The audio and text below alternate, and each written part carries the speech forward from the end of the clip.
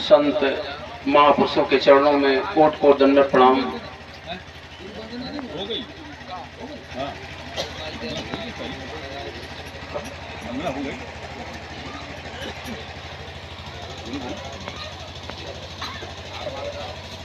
आए हुए हमारे गुरु महाराज जी के भक्तजन सभी लोगों को, अपने गुरु भाइयों को, भक्तों को मैं कोट कोट नमन करता हूँ।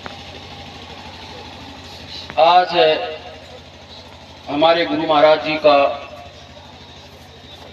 ये जो सत्संग का कार्यक्रम नंगला झाला में जो हो रहा है, बहुत ही सौभाग्यवान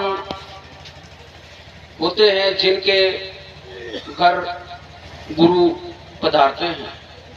बहुत ही पुण्य का प्रताप होता है, उन्हीं की कृपा से वास्तव में ये कार्यक्रम होते हैं। हम इन कार्यक्रमों में एक गुरु महाराज जी की जो गुरु शिष्य की जो परंपरा होती है, यहाँ मुझे मिलती है। हम गुरु महाराज जी के वचनों को अक्षर से पालन करें, ये हमें समझना पड़ेगा। हमें इस बात से नकारना नहीं पड़ेगा अपने दिल से कि हमें वास्तव में मेरा जीवन किस लिए मिला। ये हमें अपने जीवन में उतारना जरूर पड़ेगा, क्योंकि पल पल हमारा, आप देखते हो, ये हमें संकेत मिलते हैं जीवन में कि अंतिम समय के लिए मेरे अंतिम समय क्या मेरा संकल्प होगा। जो अंतिम समय का संकल्प होगा वही मेरा जीवन होगा।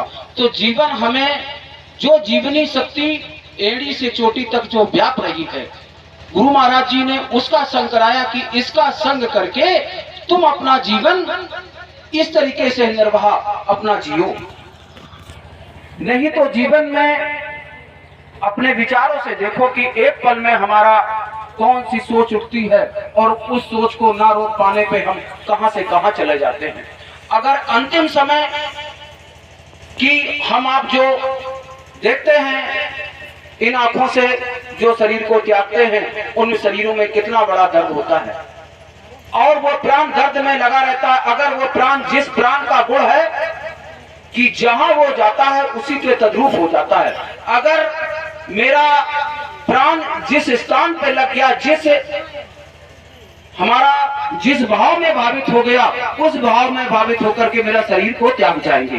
तो मनुष्य शरीर अगर दोबारा नहीं मिला, जो मनुष्य शरीर मैंने भाग्य से पाया, और सबसे बड़ा भाग है मनुष्य शरीर पाकर के ईश्वर की प्राप्ति।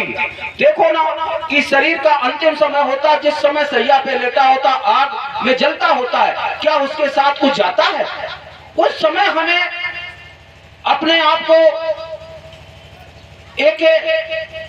अपने गुरु महाराज के प्रति, मुझे अपने आप को मोड़ करके हम गुरु महाराज के वचनों का पालन करें।